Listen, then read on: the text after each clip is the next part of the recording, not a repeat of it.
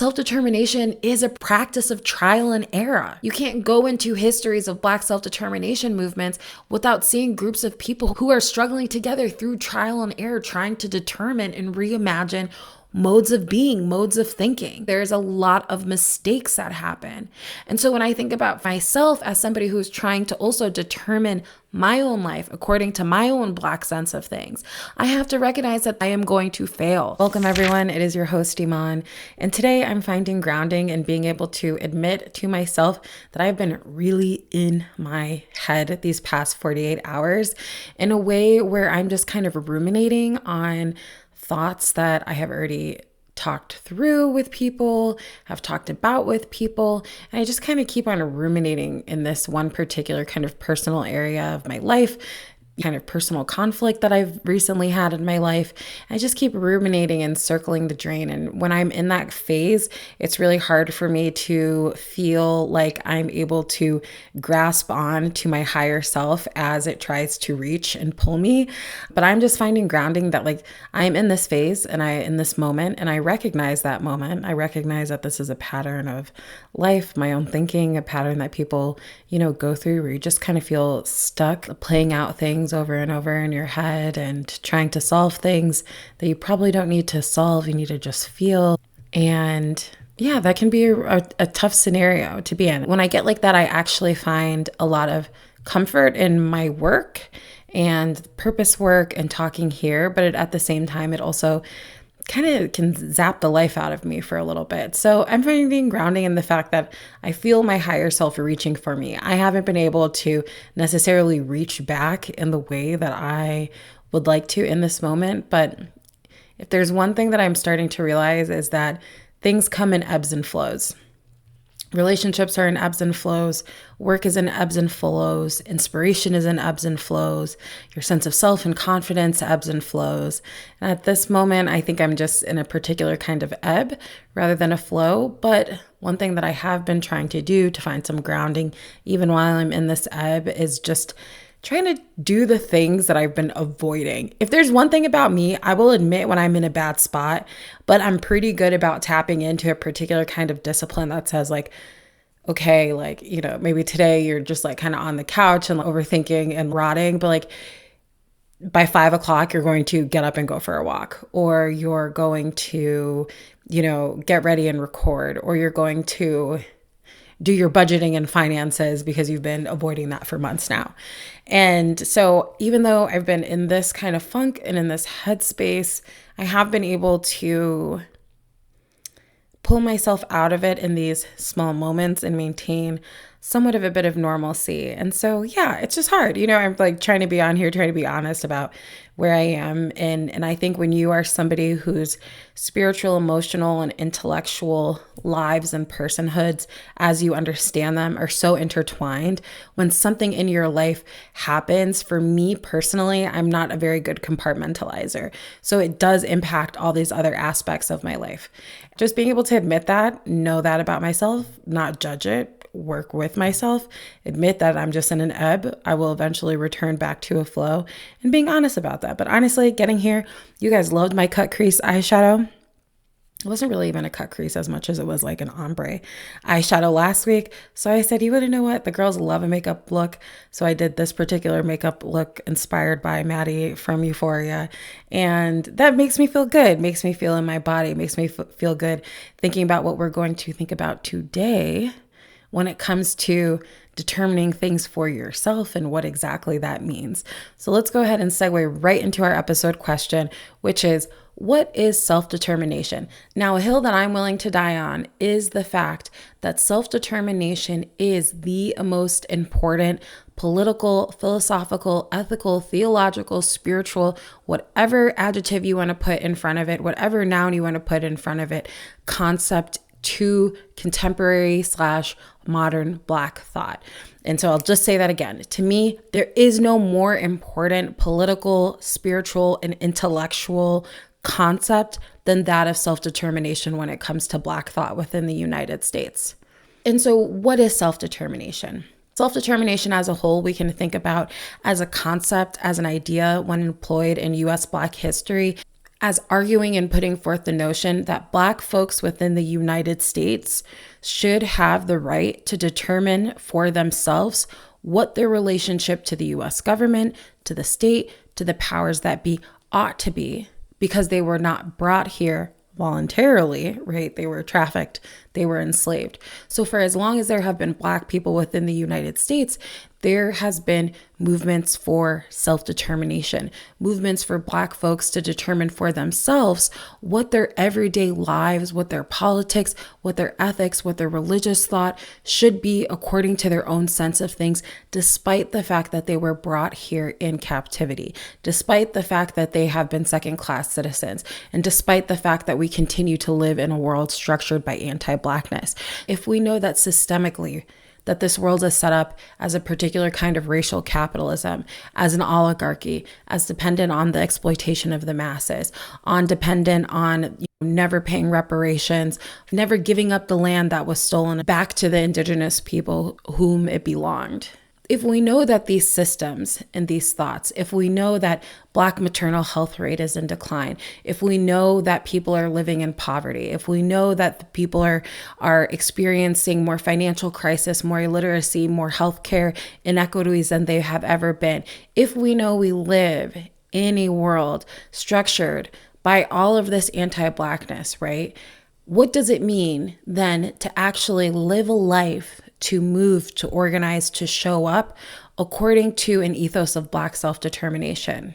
The reality is that it's never meant just one thing across Black thought. Now, as you all know, I am an intellectual historian of primarily the 20th and 21st century. So I'm always going to think about the kind of histories that are right in front of me and that I research as examples of what self-determination has looked like in Black history. And one example that I love is taking us back to a moment in 1968. So we can think of 1968. What is going? This is 3 years after the Voting Rights Act is passed. This is the same year that Martin Luther King is assassinated. This is 3 years after Malcolm X is assassinated. By 1968, Black power is on the rise. We're getting the Black arts movement. We get the beginning of the kind of classical era of the Black power movement. And with Black power and all of the organizations that took on that slogan, were organizing during this particular era, almost all of them in some way were thinking and advocating for a concept of self-determination. The idea that Black folks ought to be able to determine for themselves the material conditions of their everyday life, what their relationship to the US government ought to look like. But what that looked like strategically and on the ground, when we think in particular about movement histories, is very different depending on the Black power organization at the time. So I love this moment in 1968 that is just the kind of perfect example of how what Black self-determination means in a particular moment takes on really different definitions. So in 1968, in New York City, we get the largest teacher strike that happens as a result of a community control experiment in New York City. So what does that mean? In the spring of 1967, the mayor of New York City, then Mayor Lindsay, had started a kind of experimental pilot program that gave community control to school boards. One of the school districts that they give community control over to is the Ocean Hill-Brownsville public school district. And so what they do is they put into place a governing board made up of parents and community members of this predominantly Black and Puerto Rican neighborhood in Brooklyn. And they give control of the school district over to the parents whose children are in the school, over to the community members whose kids are actually in that school system. And so what the governing board does, one of the actions that they do is that they end up firing around 19 teachers who are predominantly white, who they said were basically not invested in educating these Black children. Now, the teachers union was so upset about this, they launched that following academic year in 1968 1968, they launched the largest teacher strike in history, and basically New York City schools in the fall of 1968 were not up and running. Did not start because of this massive teacher strike, because these Black and brown parents got together and fired essentially white teachers who they didn't believe were actually invested in educating their Black and brown children. So this was a huge moment in history, right? There were police, there was standoffs between teachers and the governing board in terms of like protests at the school. The police ended up taking over the school. And actually what Mayor Lindsay ended up doing was reinstating the teachers and taking away that community controlled program for good.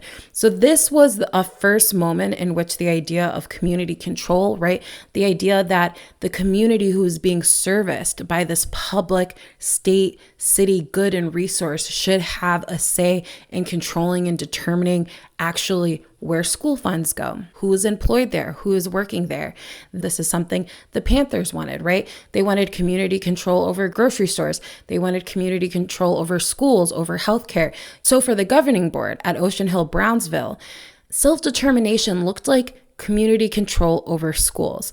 Self-determination looked like Black and brown parents being able to have a say on how state resources are being used in their communities to educate their children, having a say in how their tax dollars are being used and funneled back into the communities in which their kids are going to school in. So this was one example of what they felt like self-determination should be. Now in 1968, though, we get another group also hitting the Black power scene. And that is an organization that I feel like I bring up almost every week because I'm in the process of finishing this article on them. And that is the Republic of New Afrika, which was a Black nationalist organization founded by Imari and Gaidi Opedeli in March 1968. Previously, they had been organizing under the group of the Malcolm X Society, and they established the Republic of New Afrika as a Black nationalist movement that claimed 5 states in the South as being needed to be given back to Black people as a form of reparations. And those 5 states would make up an independent Black nation called the Republic of New Afrika.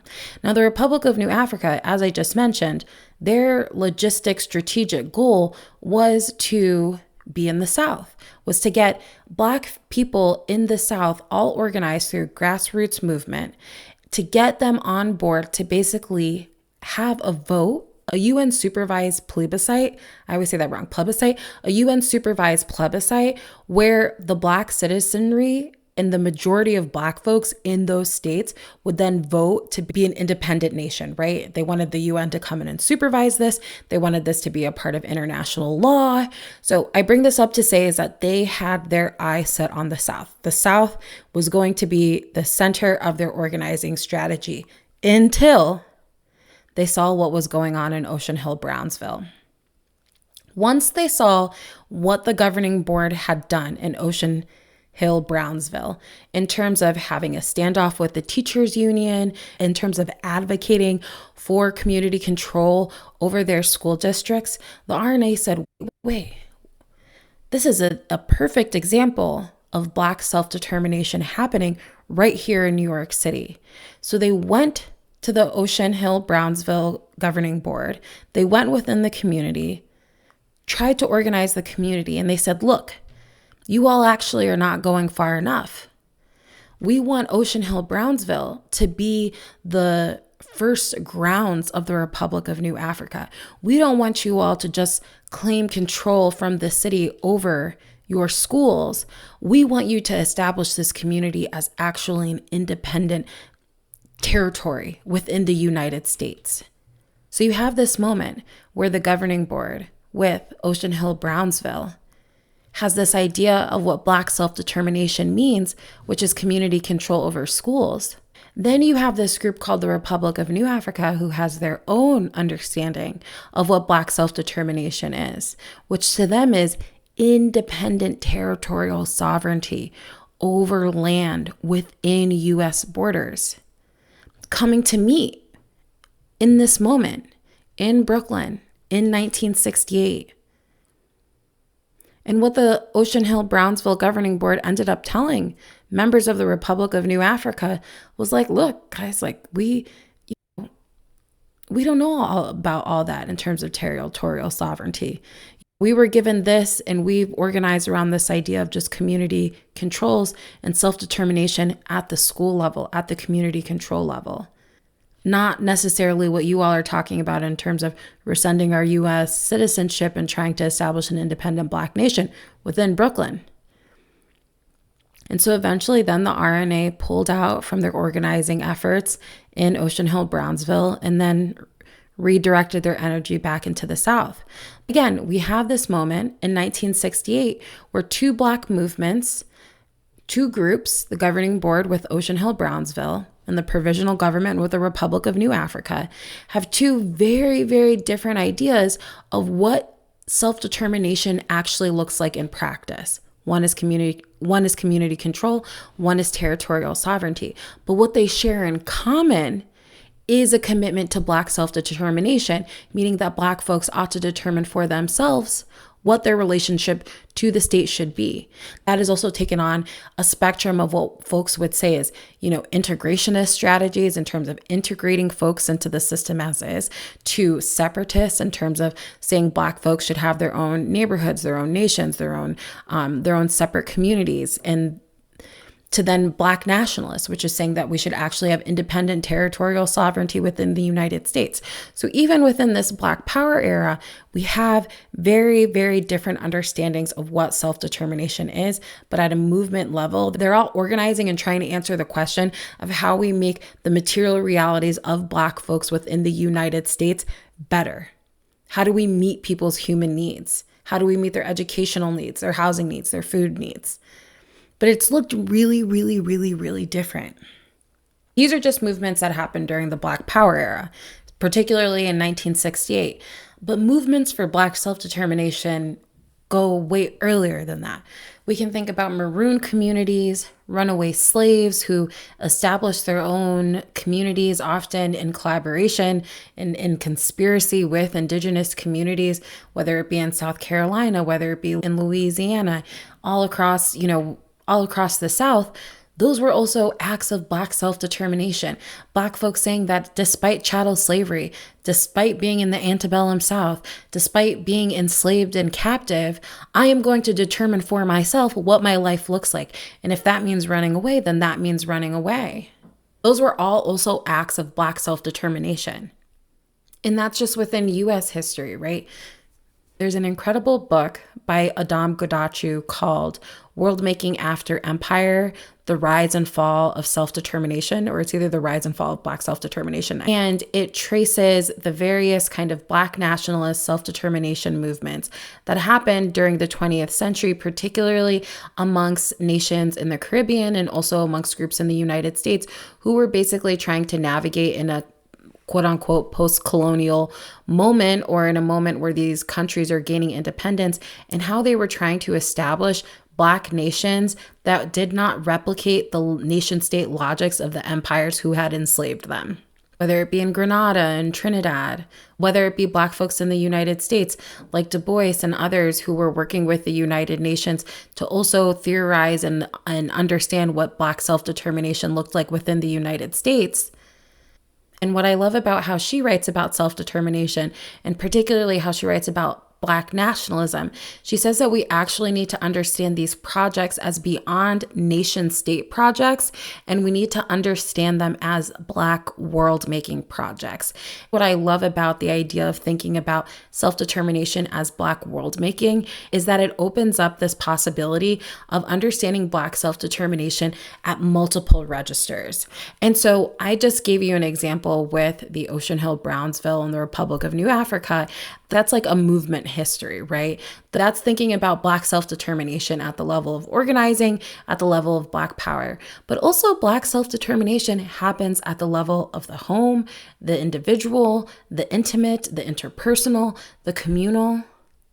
As the theorist Sylvia Wynter said, we live in a world where our entire understanding of what it means to be human is structured by colonial modes of knowing, anti-Black modes of knowing, binary modes of knowing that say that there always has to be a human and there always has to be an other. Our entire world and what it means to be human is given meaning by always having an other that is oppressed, so that others can have humanity. So when you think about that as a totality, when you theorize it, when you start seeing that kind of vision, when you start having that kind of sight, then you begin to see that Black self-determination isn't just, a story of like these really big movements in history. Black self-determination also happens at the level of the body, right? It happens with Black is beautiful. It happens with aesthetic and dress practices.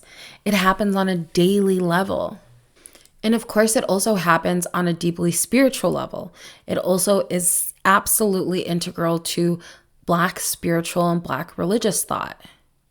And what I mean when I say that it happens on both a religious and spiritual level, I'm talking, yes, at the level of religious movements. When we think about the Moorish Science Temple, when we think about the Nation of Islam, and many other kind of African-American Black metaphysical movements within the United States during the second half of the 20th century and into the 21st century, those are all Black nationalist movements that were in Black self-determination movements that were all explicitly religious, that claimed as such. But even beyond recognizable religious traditions and religious movements, ideas of self-determination have been given meaning through spiritual language, religious grammars, by artists, by creatives, by writers, by intellectuals, by theorizing that one's inability to not determine their own lives, one's inability to not fully reach the potentiality of their being is a spiritual issue. One's inability to not feel fully human is a spiritual issue. This is another thing that was at the heart of the Black Power movement. Even amongst groups who were not seen as explicitly religious, there's this idea of that there was a religion of Black power, a Black soul, in which folks understood and saw the centrality of spirituality to Black calls of self-determination.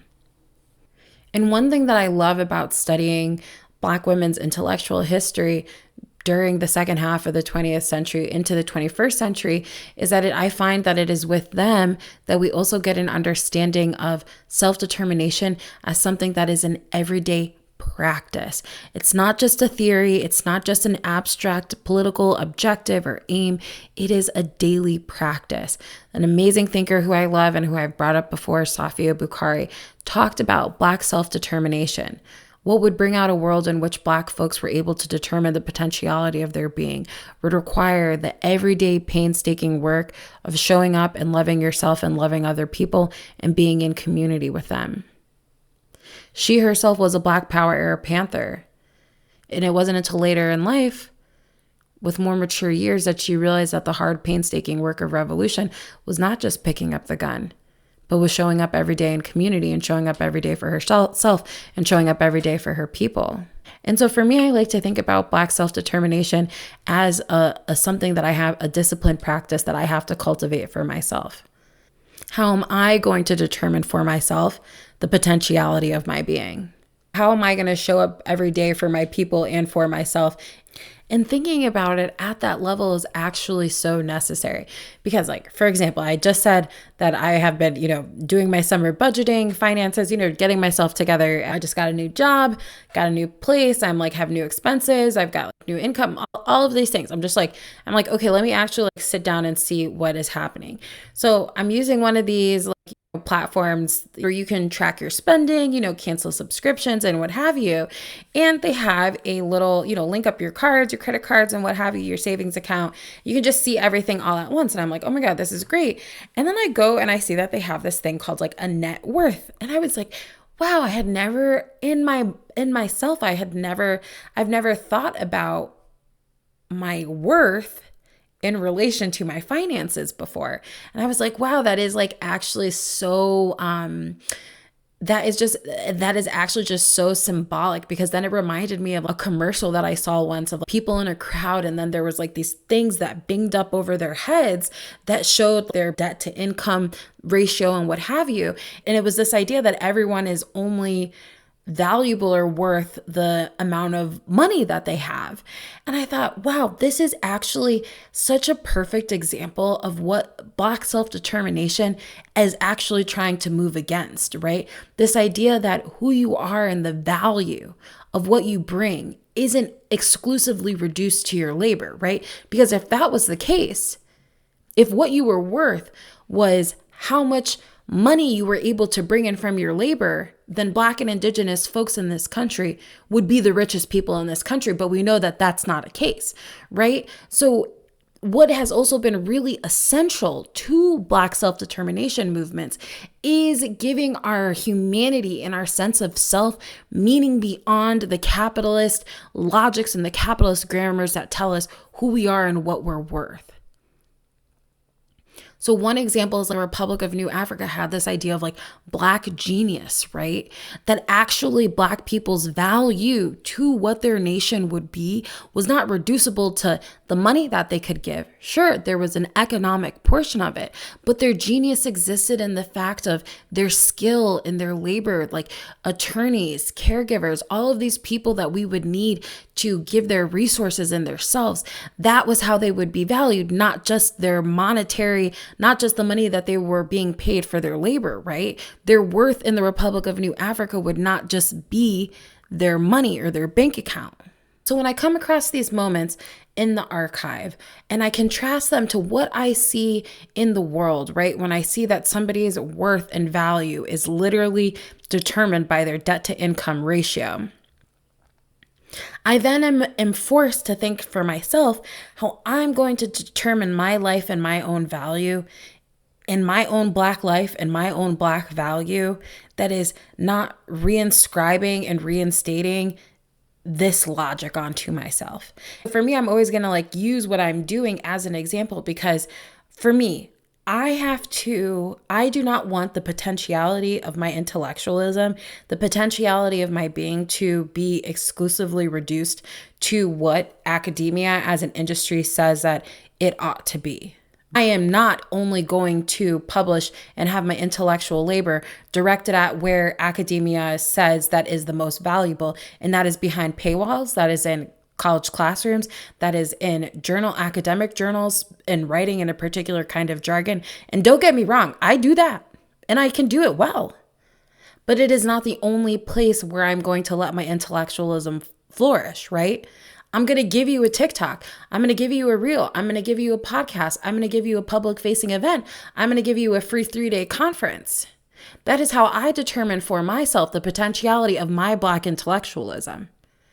And not just allow the powers that be tell me what forms of intellectualism are and are not valuable. No, I'm not doing that. That's how I'm going to determine for myself. When I show up on this screen and I've got eyeshadow inspired by Euphoria, when I've got 26 inches in, when I've got a cut crease, when I've got Gel X and Builder Gel on my nails, that is me determining for myself my own aesthetic practice that is not abiding by what people say someone with a PhD or in a doctorate and a professor should look like. I'm determining the aesthetics for myself because I am determined to be free. So again, it happens in small ways, right? And it also happens in deeply intuitive ways.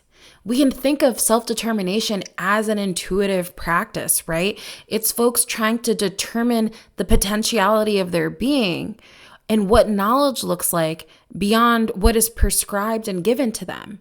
That requires a certain kind of intuitive thinking, a certain kind of imagination, a certain kind of embodied knowledge.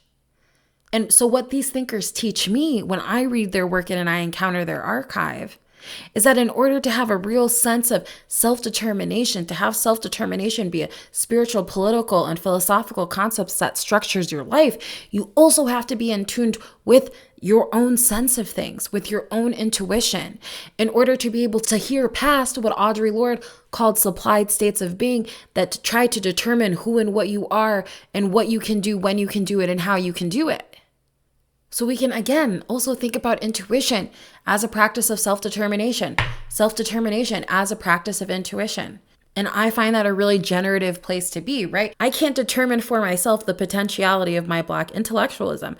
I can't determine for myself the potentiality of what I want my life to look like if I'm also not connected to a deeper intuitive understanding that gives me knowledge beyond the knowledge prescribed to me, that gives me knowledge of my worth beyond my net worth, that gives me knowledge of my worth beyond these gender wars conversations about high value women and whatever, that gives me worth about my intellectualism beyond the academy, that gives me worth in my relationships beyond transactional dynamics. Those are all important concepts.